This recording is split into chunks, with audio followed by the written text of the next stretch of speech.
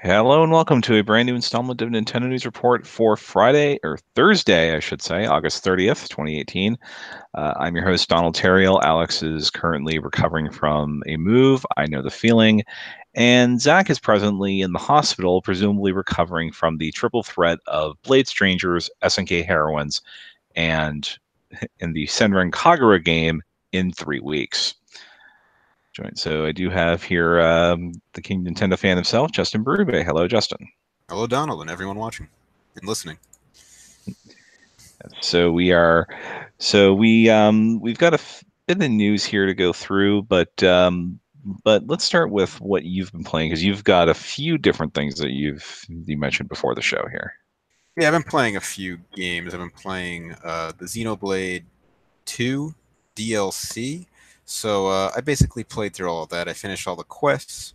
I got all the new rare blades, including the Elma from Xenoblade Chronicles X. And I played through a lot of the challenge mode, and I unlocked all the different like costume items you can get through there and everything special there. But I didn't complete everything in the challenge mode because it gets to a point. I mean, I did most of the things on at least normal difficulty, except for I think the only thing I didn't finish on normal difficulty was the fight in the poison thing, the poison beach or pond or whatever area, which they just added in the DLC because it's insanely difficult even when you unlock the swimsuits, which are supposed to decrease your poison damage. But yeah, that I didn't do. That's the only thing in the game I think I haven't done is that, and the Bringer of Chaos challenges, which are insanely difficult. My party's like really maxed out in a lot of things, and I think the only way to really or complete those challenges is to completely change what items my party has and really mess around with that. It's just too much time for almost no reward, so I'm not gonna bother. If you tried, you haven't even finished Xenoblade 2, right, Donald? Not yet, no. Yeah. So then I also uh, finished today Penguin Wars on Nintendo Switch. Uh, I don't think many people are playing this game, and I wouldn't say it's a great game. But Penguin Wars is a game from my youth. Uh, I played on Game Boy, and I was kind of excited to see there was a new one coming to Switch. And I wouldn't say it was a great game back then either, but I just have this nostalgic feeling toward it. So I bought it on Switch, and the only way I could describe Penguin Wars is you basically throw or roll sort of balls from your side of the table to the opponent's side of the table, and you try to hit them to stun them so they can't throw as many as you, and you have charge up attacks, and they've added in this game special attacks and a health meter. So it's not just about getting all your balls on their side. You want to try and just knock them out completely now. But there's a time limit. There's some different varieties of how that works in the story mode, but it gets very repetitive very fast, and there's certain skills that I feel like are really overpowered until you get near the end of the game. So I wouldn't say it's a great game, and as you play through the story mode, you unlock different ball designs, which are cool. So you can have the 5 balls that you start with look different or all the same. However, there are some ball designs that are only unlocked through playing online, but I have been unable to find one online match in Penguin Wars on Switch. So I don't think I I'll ever be unlocking those.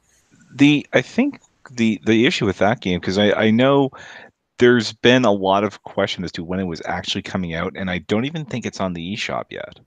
Like it hasn't come up in any of the download lists that I've seen for. Obviously, I've been tracking this as the Switch launched. Yeah, now that might make some sense to another complaint I have is that right on the main menu it says press whatever button to go to the eShop to buy the DLC, or I don't even know if you have to buy or if it's free DLC or what. It doesn't really tell you if you have to pay for it. But you do that and it says software unavailable. So the whole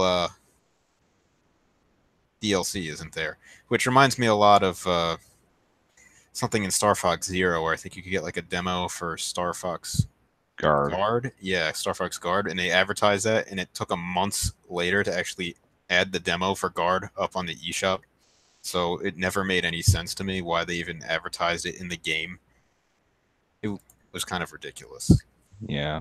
This, like I said, the release schedule, because I've had a lot of people on certain locations that I check for the pulse of this scene on the Switch, saying that Penguin Wars is a big deal, but like I haven't seen it in stores this week, even though it supposedly came out physically. And like you said, and like we said, it's not on the eShop, so I have no real exposure to it. See if Yeah, it's like I actually some got the launch day edition, which you had to buy from the manufacturer, I guess, and that yeah. came with a download code for the soundtrack, which didn't seem that great, and also comes with a patch of the Penguin, so that's kind of cool. And the box art's different. I guess it says launch edition on the front, so that's probably going to be some rare collector's thing. Like a lot of Switch games are going to be down the road where very few physical copies get printed. So yeah, Switch is like in many ways a collector's console. If like you get into all that. But it's also a collector's nightmare because if you miss one of those pre-orders, then you're kind of burned. Yeah, and it's just ridiculous. It's a lot of money you got to throw into this, especially with the volume of Switch games coming out and how there's multiple companies printing these indie games in low quantities. So someone actually getting a full, and I mean complete Switch collection down the road, including every edition of each game, is going to be one hell of a monumental task.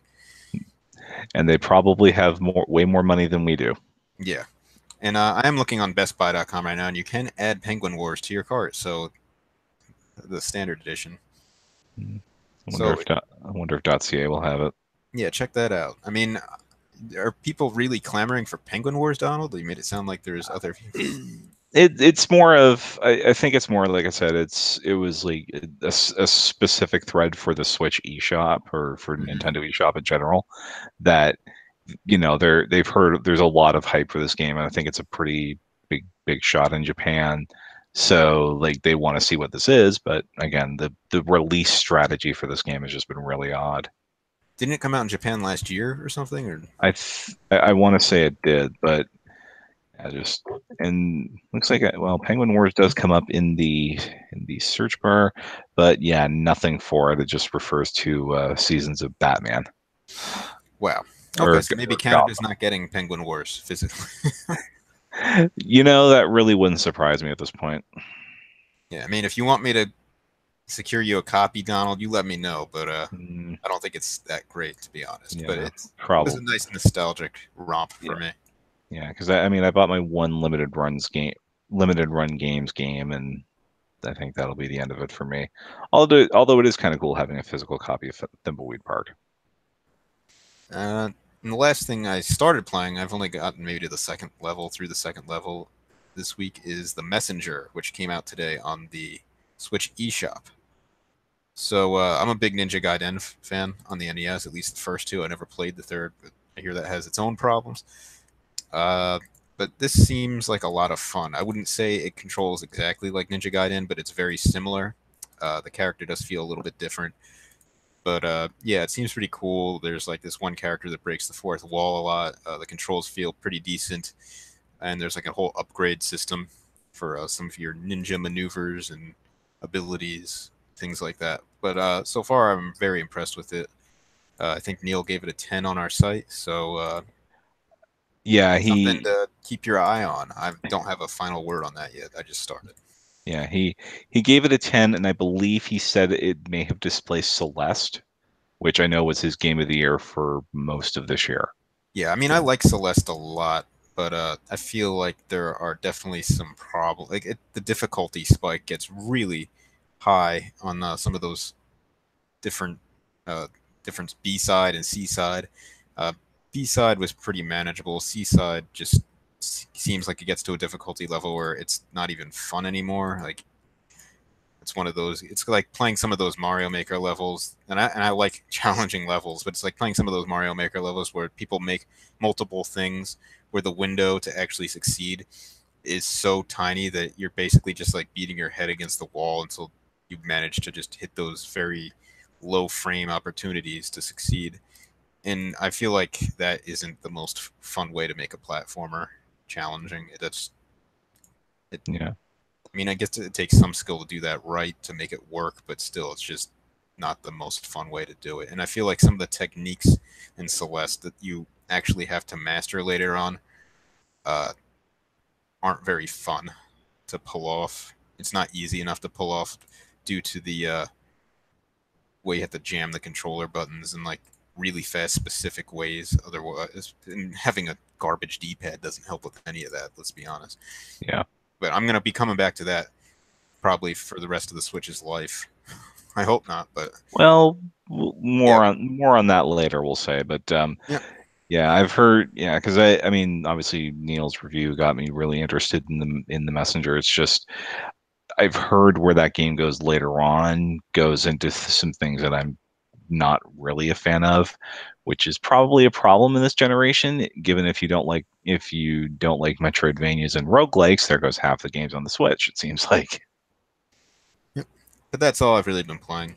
Okay. So Yeah, and just one quickie question from the chat. Big Tasty asked, "What are you guys' thoughts on a potential 3DS successor as potentially hinted at?"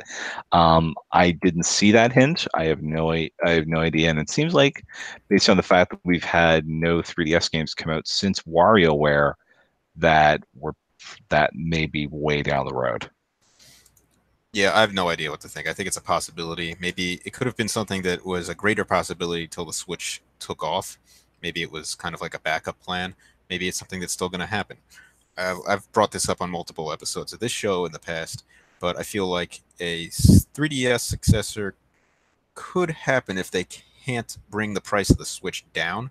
I think the real test is going to be next year when the new Pokemon mainline games come out. I know these are like the ones coming out this year, Pikachu and Eevee, are kind of like half mainline. It's like a spin-off series, to be honest.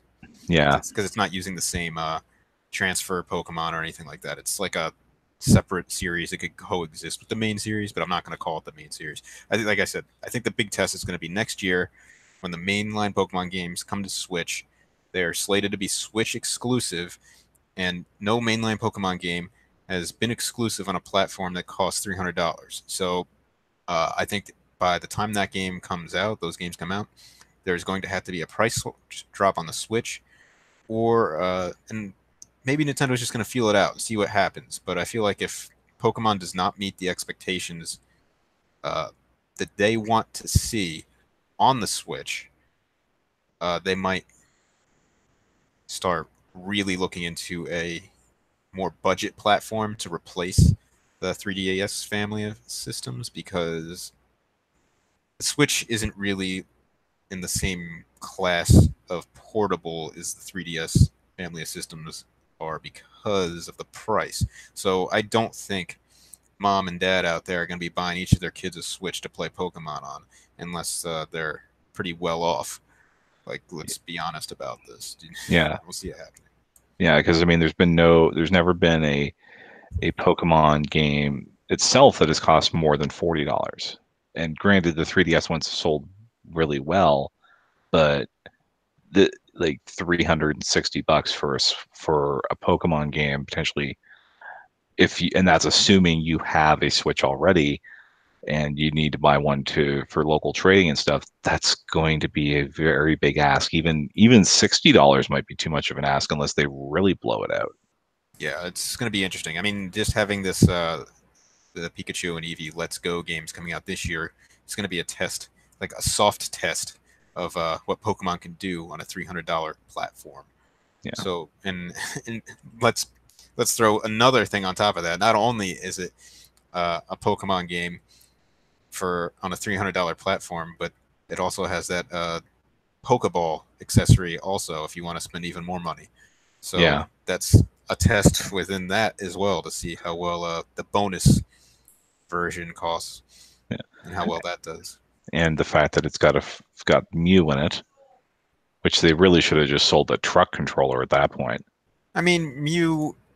Uh, I think Mew is a cool thing, especially for people getting into it. But if you've, I don't know how easy it is to get Mew in the Go a mobile game. I know it's been possible, but people who have multiple Mews, maybe even traded for them, that's not going to be as much of a selling point because they can just transfer their Mew from Go over to Let's Go. Yeah, it's looks like for as far as Pokemon Go is concerned, it's usually a part of it's part of a special research quest, Yeah, which I don't know where that's going to like. I don't know if based on the way they're running through the legendaries, then we don't know when that quest is going to come around again. yeah, but they can't go back anyway. So maybe it's still a selling point because you don't want to lose your Mew off of Pokemon Go on mobile. So I don't know. There's a there's a lot to be figured out with another Nintendo portable that's clearly going to be a less expensive platform. I don't want to say cheaper because that doesn't seem right considering the quality of games could still be fantastic on that. I'm thinking if there is another 3DS, a lot of the indie games on Switch might be able to run on another platform like that, depending on how it was designed. You know, Yeah, because I and think when Iwata was still around, he was talking about trying to make a more unified development platform. So if they were to release different form factors of different consoles and portables, they wouldn't have to start from scratch every time. So it might be some some sort of like future proofing type thing. So a lot of the work could be quickly ported over. Maybe your digital games could go over. If there's a cartridge slot, it would still play some of the games. But yeah, how that would be marketed to not be confusing, I'm not sure. Like, I don't know. yeah. Don't know. There's a So lot yeah, to be discussed there, and I don't know if you have any different takes on that, Donald. no, that's I mean that's pretty much you pretty much covered everything I would say about it at this point. Yeah. Al- Although I mean it's entirely the only thing I can think is maybe they do a sort of less detachable switch, but that would defeat. I mean, that would defeat the purpose unless the purpose is to get the thing down to $200. Yeah, I think $200 might be okay for like a more because that's how much the 3DS was at one point. That's what the 3DS was for most of his life, honestly, and Hmm. Pokemon games did fine there, Yeah, among others. So exactly. So I'm thinking if we don't see a 3DS successor, we might see the Switch dropped in price across the board, but also an even less expensive Switch sold without the dock yeah, here, just to bring the price down further to help push those Pokemon games. Uh, Not this year, obviously, but that would be in but 20, 2019 mainline Pokemon games. Uh, yeah, that's definitely a possibility as far as I can see. The only thing I do worry about is what Nintendo thinks is a fair price drop when you remove the dock and HDMI cable, because when they did that in Japan, it was not as much money as it would have been if you break down the price of the dock versus the console and everything. So it yeah, just didn't even make sense to forego getting the dock at that point yeah, because I think it was like $30 more, and you would have gotten a it was what was 50, it? but they were also Uh, only selling it through their own store. yeah, I mean it just wasn't worth it because how much were they selling the dock for? $90 or something. Yeah, Yeah, I think so you're just losing out on money at that point if you were to go buy the dock separately, which should not be the case. If you're going to buy the system, like the Switch and the two Joy-Con, and you were going to buy the dock, it should equal the same price as the whole package together. Or at worst case, maybe like a $10 you'd be like missing out on. So it's like maybe I will get the better value and save $10. Like that's my personal take on that anyway. yeah, Maybe other people disagree. yeah. And if you have any disagreements, certainly leave them in the comments here or on the at the article on the website. But speaking of potential, there was some interesting news that sort of came up this morning as Nintendo had listed a on their network status page. They list time like upcoming maintenance times for the Switch, the Wii U, 3DS, and the eShops. And today there was going to, and when we got up this morning, at least on North American time, there was a maintenance listed for today that was going to be 10 hours long. That was going to start at 12 noon Eastern, which is like eShop update time. And everyone was freaking out that, oh God, the messenger is not going to unlock. And then 40 minutes before that, they basically they did a stealth update to the page, and that was pushed back to September the 10th. So we will still have that extended downtime for the eShop a week and a half from now. But instead of screwing over most of the week's releases, it's just going to affect Dust and Elysian Tale, which comes out the same day. But like, if they're doing a maintenance on the entire eShop for 10 hours, where do you think that's going? Uh, it may just, I think it just might be prep for the Nintendo Switch Online. It might be back end stuff that they're getting in and maybe doing like a soft test behind the scenes. Hmm.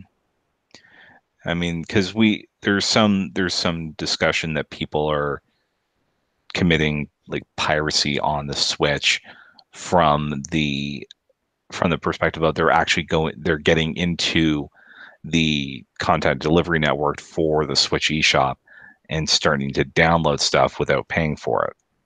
So if it's down for that long, so the last time I saw something like that, it was basically to try and patch a similar hole that the 3DS had.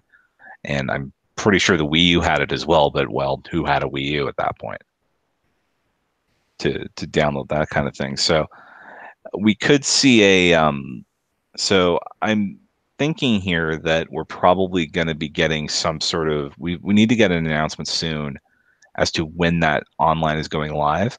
And they said it's going to be in the second half of September. So that's probably going to have to come, I would think, next week sometime. We might see that announcement. Well, I think there might be a kind of like fall Switch Direct within the first 2 weeks of September. And I don't know what you feel, how you feel about that, Donald. Yeah, I that would, given what they did last year with it, that would make sense because I think the direct there was a direct I think around the 13th of September last year, I believe. Yeah, It was I think like the there's second. usually one in September. Yeah, and that'll cover off the big games for the rest of the year. Maybe yeah, it was yeah, I remember it was a Wednesday. It was September 13th, and I had to run home from training at work, so to try and cover it. So I think we'll probably I don't think they want to do the 12th because there's going to be something there's probably going to be an announcement on that day that's going to suck a lot of oxygen out of the room. So I think maybe they do the 13th as well. But I think that, and I'd like to think that they're going to reorganize how the eShop operates after the 10th, because I know like they did some things to try and help discoverability on the Switch eShop, but it's still a tire fire for that. And we're seeing developers of Switch eShop games starting to say that it's becoming like they're being disappointed just because the games are dropping off the front page so quickly when you've got 20, 30 games a week. Well, it is a terrible storefront, especially when you compare it to the Wii U, which seemed to do an okay job overall. But the Switch eShop seems so bare bones in comparison. I just don't know why they didn't use the Wii U eShop as a template to build off of. Instead, they started from scratch and kind of took several steps back. Yeah. So hopefully when that comes back up on the 10th, there's something big with that, but I wonder if that's going to require like a firmware update for the system to even reflect. Yeah, I'm not sure exactly how that works, so that is possible. I'm not sure if it just kind of uses its internal web browser to load that or what, but something needs to be done. Got to bring back that Wii We U need, eShop music. yes, please bring yes, because it'd be nice to have something to do when I'm trying to go through it and crawl through and check the sales. But honestly, the biggest thing I'd like them to do is fix like I I most of the time when I'm buying games on the Switch, I'm doing it on the website. And for several months now, there's been an issue where, like, if they have all kinds of games on sale, and I'm trying to track these things for the site, and I can't, you can't use the web store for that consistently because before it was like 10 to 15 games wouldn't show up in that list, but now it's coming to like, there's a third of the games that are on sale at any one time don't show up on the web store when you do a search for games that are on sale. So even if it's something like that, I'd like to think that's I actually called Nintendo a couple of weeks ago and asked them what the deal was, and they said they were looking into it. So I hope it's not going to be 10 hours of maintenance just to fix that part of it. Yeah, and I've heard the other some people saying they're hoping it is a huge update for the Switch also, which includes things like folders and themes and stuff. Folders, themes, friend messaging, because as much as we joke about how Discord and all that are the replacements for that Nintendo Switch Online app, would be nice to at least have some sort of messaging system right there on the system. Yeah, that would be cool to try and organize some games because I don't have everybody's number, even Discord name, who's on my friends list. And Anna Foster in the chat says I really hope the entire firmware of the UI is getting an overhaul.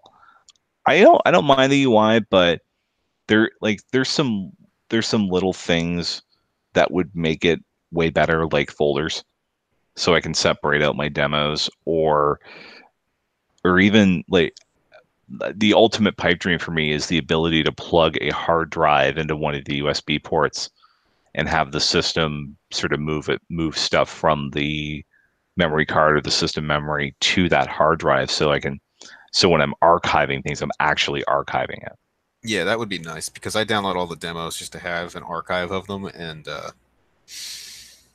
yeah, that's gonna it's probably taking up a lot of space by now. So I'd love to be able to just move those to some separate storage device and just forget about it. I mean, I guess I could buy another SD card and just kind of Cycle them. yeah cycle them over, but I mean, it's it's a real pain right now the way all that's working. So it would be a nice update to have.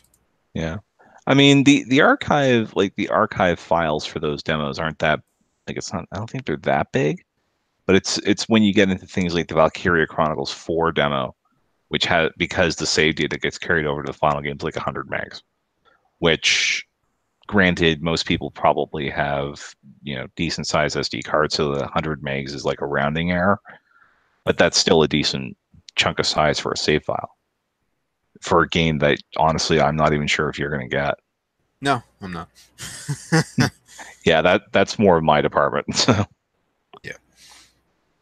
we'll see how that goes over the next couple of weeks. So it'll be worth watching to see if we do get any sort of announcements out of it. But But while we're on that topic, real quick, I do think if there's going to be a direct, we're gonna they're gonna push the Xenoblade Torna DLC slash standalone release sort of thing, and we'll hear about Rex and Smash Brothers out of that. That's my prediction. yeah, I think with another Smash announcement, I think there's one Switch game that's enough to warrant a full price retail release that they're not going to shadow drop it. Like it's not going to come out that week, but it's going to be coming out very quickly, and it's probably going to be a Wii U port. Yep.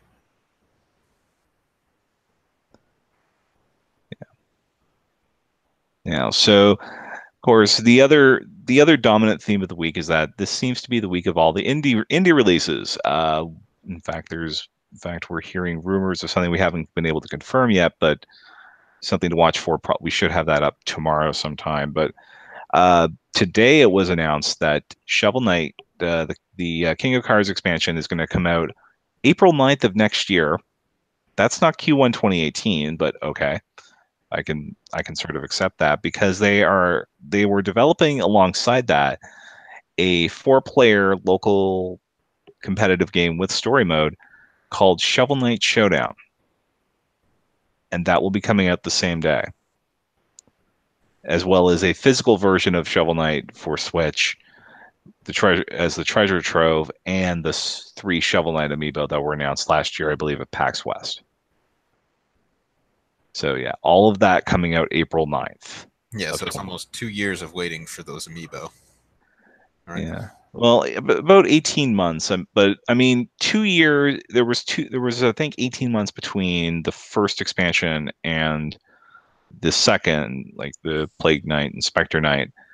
So and given that I don't know how long I think the showdown was a stretch goal, that they Yeah, met for Shovel Knight back when this was a Kickstarter game in 2013. yeah, But it was. that, yeah, so that and the King of Cards expansion that was gonna again a stretch goal. So it's nice to see that we finally have an end date so that Yacht Club can move on to Shovel Knight 64 or something.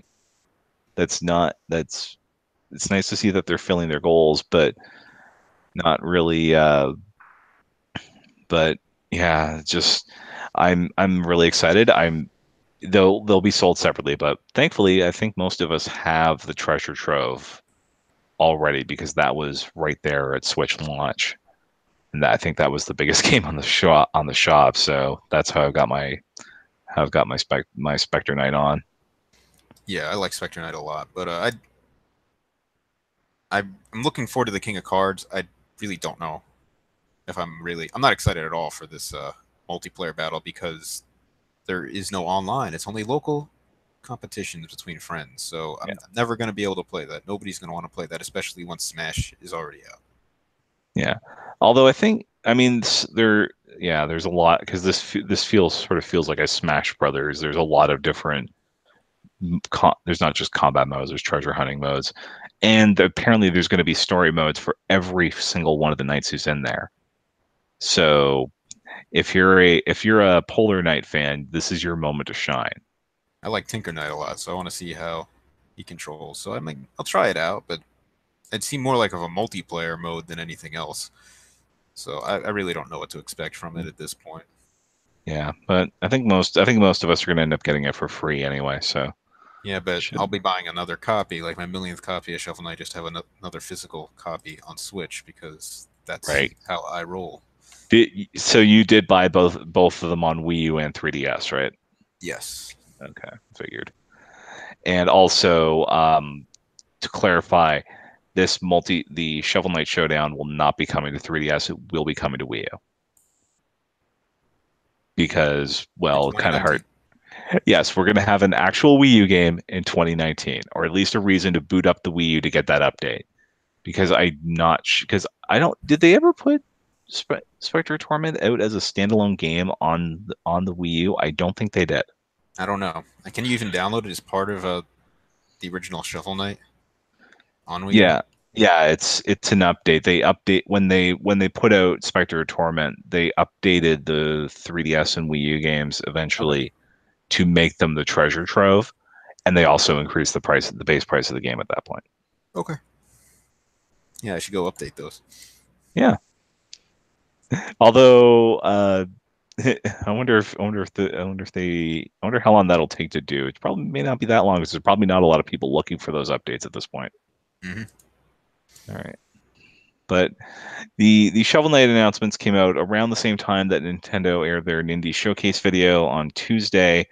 Uh, we have we got a shadow drop of Into the Breach, which is a much loved on PC strategy game with serious use of shoving to avoid the potentially fatal situations. We found out that we have something called Untitled Goose Game. That's the one that really caught my attention in this whole presentation. Yeah, it, a goose simulator. Okay, Yeah, I can live with that. I'm really down to ruin everybody's day and life as a goose. It sounds like fun. It looks hilarious. Let's do this. Although I wonder if they have to call it Gray Ducks Untitled Gray Duck Game in Minnesota. We've also got a whole mess. We got a mess of release dates here over the next month. We have Hyperlight Drifter next week. Obviously, Messenger was in there, and it came out this week. Wasteland 2 and Bastion on the 13th. So that's a really good week for RPGs. Sounds like a good time to announce some Xenoblade stuff. Undertale will be out the 18th. Light Fingers, which I think was shown off last year in a similar showcase video, is the 20th. And former Neil Game of the Year Towerfall on the 27th with all of the expansions. Yeah, and there's that other. Which one was it? That game that looks like Wario's Woods? That's that's Treasure Stack. That's a Yeah. winter release. Well, that's Uh, definitely a Neil game right there. So yeah. congratulations. Um, I suppose more down my alley. Transistor from because we mentioned Bastion coming from the Supergiant games in September. They're going to have Transistor out apparently in November, which I don't know how long they've been working on Switch versions, but if you can pull off those two games in 3 months, awesome. Uh, Super Brothers Sword and Sorcery is a game I've heard a lot about, but just never really had a platform to play it on. That'll be out in October. And Dragon Marked for Death, which I believe also was a game that got teased last year, is December 13th. So whole lot of stuff, whole lot of stuff there from the Nindies. So between that and the show that Europe ran last week, it's like, oh God, do we have time to play anything now? Yeah, I mean, there's a lot of stuff to play, but for me, with the Nindy stuff, like I'm really glad they're here. But at the same time, with these companies like limited run games, just throwing things out from the indies physically months later, I'm really holding off on a lot of them just to see what happens because I don't want to buy the games twice, and I'd rather have the games physically for a number of reasons. Yeah, And that's just something I have to deal with on Switch right now. It's just a fear of mine because I'm tired of buying these games and then, oh look, a physical version comes out. I'd rather have that for my collection and just for the fact that down the road I could play it on any Switch I come across or let people borrow it or whatever. So that's just how I feel. I know that's not a problem for everybody, but mm, there are probably other people in the same boat as me who are like, yeah, this is out now, but do I buy it now and take a risk or do I wait to see what happens? yeah, I just wish I understand why it's not possible. I wish it were possible for the indie developers to be more forthcoming. Like we're trying to get a physical release, or we're not even gonna bother with it. And then over time, you learn who's telling the truth and who's not. yeah. But I mean, like, because I mean, we've seen people are making connections even on Twitter, like the limited run games guys will reach out to indie devs there. So they may not have plans now, but those plans might change very Yeah, rapidly. So yeah, it's and obviously given the storage situation on Switch, it's probably better to have the if you can get a physical version, that's probably the way to go anyway. I know my roommate's looking at buying a Switch in the next couple of weeks, and we're having a serious debate as to where he's getting his Minecraft because that's available in stores and on the eShop. And do we save the cost of getting a big fat micro SD card for all this DLC? yeah. I don't know what's gonna happen. All right. It's a problem on Switch. And if they are to come out with another Switch, maybe they make it so you could put two micro SD cards in your system. I wouldn't mind that, or heck something like because I know now they're selling these cards for the Vita that go into the cartridge slot but actually hold micro SD cards. It's like, I wonder if we could do something like that on Switch. Yeah, that'd be cool. Just a way to have more storage for not insane amounts of money. Yeah. All right. So some Nintendo made a couple of minor announcements this week as far as getting ready for the holidays for them. They're refreshing the 2DS XL, including a new color on September 28th, and all bundles going forward, including this new purple and silver. What is it? Purple and silver here. They will all include Mario Kart 7. That's an interesting choice there. It's Mario Kart's popular, and It, my I friend has a believe, kid, and he loves playing Mario Kart 7 on his old 3DS. So I kind of understand it. yeah. And I know my local Street Pass group, which is now like a Switch group, like we were still playing Mario Kart 7 well into 2018. So I can definitely see the appeal there. Uh, so alongside that, Mario Odyssey, Breath of the Wild, and Splatoon 2 are going to get starter packs, which is basically the game plus strategy guide, still $60. Obviously, we're not gonna go so far as to put, you know, drop the price into Nintendo Select's range for these things when they're still selling at full price. cardboard boxes are really cool. Yeah. But perhaps the biggest announcements of all are that there's going to be a limited edition for Super Smash Bros. Ultimate. I know everybody looks shocked. That will include the game, or there's a black steel book with the Yeah, Smash let's see. Brothers logo, Hmm. and I guess black and white Switch Pro controller. The best way to play Smash Brothers. No, not at all. But it does look cool, and it's going to be nice to have to play non Smash Brothers games with. Although if this is the one with the fixed, although if this is the one where they finally lick the issues with the D-pad, because I don't think they've put a themed Pro controller out since the Xenoblade one, which was a nice start. Hmm. But hopefully they've gotten enough complaints about the thing that we actually have a quality Nintendo D-pad. Yeah, just so people who haven't been following this D-pad story understand, when the Switch launched, the D-pad on the Pro controller was terrible, and it's been terrible. However, the D-pad on the Xenoblade 2 Pro controller was slightly better. It still wasn't great. It had a little bit more rock to it, and it wasn't as a mushy push down giant button type thing on top of everything. So it was a slight improvement, but it still wasn't great.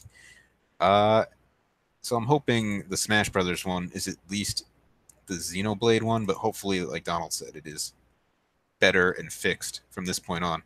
I will say, when I went to sample some games with Nintendo in New York, the Pro Controller D-pads for the regular Pro Controllers felt more like the Xenoblade one. So I don't know if that's a fix that is slowly finding its way on the store shelves or not, but there's definitely no way to tell which one you're getting out of the box.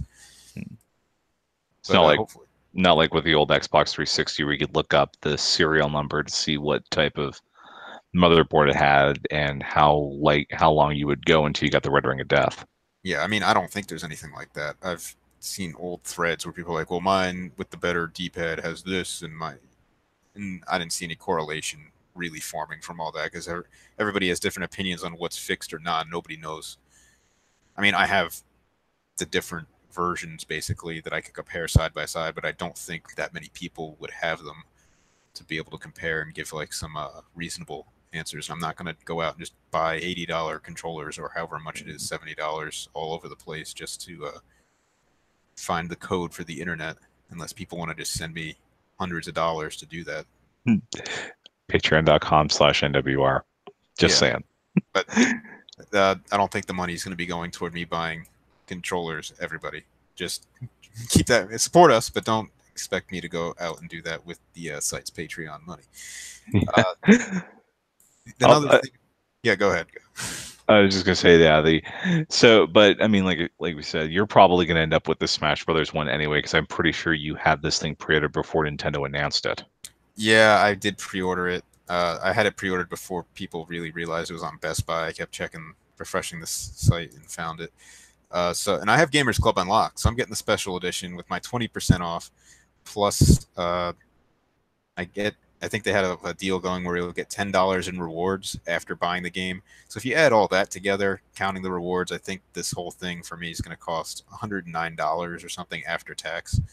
So that's a pretty good, hefty sum to be cut off that. That's that is very. I am so jealous, especially in light of Amazon ending the 20% for pre-orders everywhere this week. Yeah, I'm still good until January 2020, which is awesome. I got I've got 2 holiday seasons to ride out this Gamers Club Unlocked, which is better than most people. There are a few people who have years to go because they stack them, and they're the real winners. But I feel like a winner going this long, and hopefully there's some replacement by then. I don't care if I have to pay $200 for my 2 years of Gamers Club Unlocked. That'd be awesome if they brought that in at that price even. But we're going too far off. I do want to talk a little bit more about the Smash Brothers special edition, limited edition, whatever they're calling it. Yeah. It comes with the Steelbook, and as you can see in the picture, it has the problem that the Xenoblade Chronicles 2 limited edition had with their Steelbook, where it does not have the name of the game on the spine of the Steelbook. And the Xenoblade Chronicles 2 limited edition did not include the traditional case. So if you wanted to put the game on your shelf, it was going to have to be in the steelbook without anything written on the spine, and that is stupid to me. I hate it. And there are other people out there that have been associated with the site in the past who I've talked to, and they hate it too. So I'm assuming there's a lot of people who are going to be pissed off about this when they finally get it. So I'm really hoping the Smash Brothers version comes with the regular case, but I highly doubt it will. There's no confirmation on that either way at this point. It's just an annoying thing. And if you're paying all this money for like the ultimate set, it really should come with the standard case as well as the steelbook, because it's just a cheap plastic case with a printed sleeve. It's not going to kill you, Nintendo, to give it to us. And you don't want to lose. You don't want to, because most of the time when I see a steelbook, like it's designed to fit the standard case anyway. Yeah, but not these. These are basically almost like replacement cases, I think. It's not, and it has like a slot inside to put the cartridge. So, I mean, I don't have the Xenoblade one close enough to me right now to show you, but yeah, it's not cool. But Nintendo has done the right thing in the past before with the Pokemon Steelbooks, and they're like 2 packs where they gave you the Steelbook and both copies of whatever generation. I think the last 2 games they did. I think for Sun and Moon and Ultra Sun and Ultra Moon, they had that deal on Amazon, I think. And they got the Amazon, I Steelbook. think Best Buy as well had a Yeah, version of it. yeah. Well, they would give you the Steelbook and the regular cases. So there are lessons to be learned from that, Nintendo. That's the way to do it. All right. That's my little rant there that I had to go off on. Okay. So just a couple quick questions before we go to the final story of the week here. Matthew Kaplan, which game would you predict coming as a port from Wii U? We do have something on the Patreon about this, but I think the odds-on favorite for something that would come this year is some sort of Mario and Luigi U combination. How they would adapt the multiplayer, like the 5-player mode for that, we don't know, but I think that's the one to go with because that gets them a Mario platformer that maybe didn't get as much exposure as it should out for the holidays. Yeah, I think that's almost a done deal at this point based on rumors we've heard all over the place. You know, it's Industry sources. yeah. Yeah. And Big Tasty, do you guys think the custom Smash Brothers Switch console bundle was real? I would not be surprised. I think I am on Team Real for that, and I think that might get announced probably next month. If there's a direct, if it's Yeah. going to be announced, it'll probably be at a September direct just to get retailers and people on board. But Mm. yeah, I don't think it's real. I'm going with fake on that. Okay. It could be Is it, real. I mean, I think there's a chance it could be real, but I'm thinking it's not. mm. The question is, what color Joy-Cons do they put in the box? Uh, if you saw the image that was leaked, they had like special ones that kind of had the Smash Brothers logo going across both of them. Okay. So it had the kind of had like the cross on the left one and then like the line going across on the right one, I think. But I don't think they're real. But I could be wrong. That's one of those things that I wouldn't really bet against, but I don't think that image was real. Yeah. Obviously, all rumors subject to change. Yep. All right. And then the final story, which is probably more for me than it would be for you, Justin. Nintendo finally took the wraps off Dragalia Lost, which is their mobile game that developed in concert with Japanese firm Cygames. It's going to be an action RPG. It comes out in the US and some Asian countries, plus including Japan, on the 27th of September. And yes, there's going to be gacha. Yeah, as soon as they showed that screen that looked so much like the Fire Emblem like backup character list, I was just like, oh. Yeah. And they said there's going to be 60 plus characters I'm thinking that's at launch. Yeah, obviously. If this game has any extended life, there's going to be additions.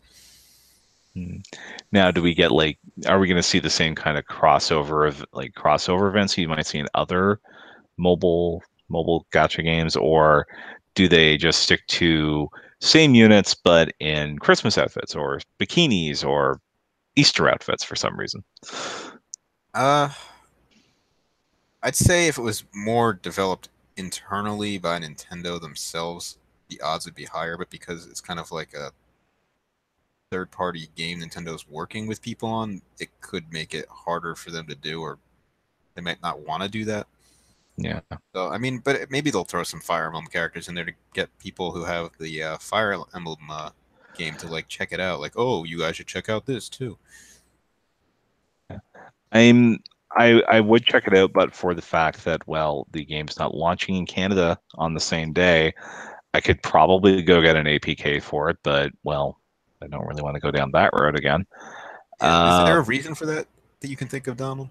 um, maybe like obviously most of the attention for this game is focused on Japan, just because so much of that market is focused on mobile, and then the US is like the number two, and they just have it going to the random other Asian countries just for some sort of testing purposes. Remember that Animal Crossing Pocket Camp actually debuted in Australia Yep. and then went wide. So I would think that probably within a week I'll be able to get in there just by going to the App Store. But I'm definitely not going to put any sort of money into this game Yeah, I mean, because yeah, go ahead. there's going to be two, like they're going to give out free stuff for summon for doing the summoning or pulling, but there's also going to be paid currency for that, and it's like I'm staying as far away from that as humanly possible. Yeah, I mean, the game looks super generic when they start. I watched the direct last night, and I couldn't believe how basic this game looked on a design level, like art style wise. Uh, then it has the gotcha stuff, which I was kind of like, oh geez, I don't even want to get involved in this. Uh, the combat looks all right. I prefer real time combat like that in RPG games as opposed to turn based. And I really like the idea of the multiplayer. That seems like it could be fun if you get a nice group together. But the amount of time, the time investment is probably going to be required of this game, and the fact that it's probably just going to want to keep sucking money out of you nonstop really turns me off on this title. But I'll give it a shot. But I'm probably going to try not to spend any money at all in it because I know I'm probably not going to be spending a lot of time with this overall. Yeah, and I mean, if Heroes is any indication as to how Nintendo balances these games, you'll probably be able to get through the content with just the free, like a free party. Like you may not even have, if they're generous enough with the units, you may not even have to pull very much or summon very much. So I think it's something that we probably won't have to put money into this to get a good time. It's only if like we want to be uber high level that you might have to get into the whaling business. Yeah, and I think that might be something that you'll have to do with certain events because it kind of looked like there was a raid with even more than four people at one point in that. So Yeah. maybe that's going to require uh, the whales to work together to complete. So we'll see how that goes. And again, September 27th is the magic day for that one. But yeah, I think that'll pretty much do it for this week. I didn't expect that we would still be here at this point, but thank you very much for watching. We have a whole bunch of reviews up on this channel and the website this week, including Monster Hunter Generations Ultimate from David, The Messenger from Neil, and also we have a Victor Vrand review for those of you who like Motorhead. And we all and some other features. And fortunately, I had to write a eulogy this week for late Michael Cunningham. Rest in peace, brother. Again, patreon.com/NWR if you want to support the site that supports us. You can find Justin on Twitter at King Nintendo Fan and Instagram is King Nintendo Fanboy. You can follow the site on Twitter at Nintendo NWR. Just do that in lieu of following me. And thank you very much and have a good night. Later.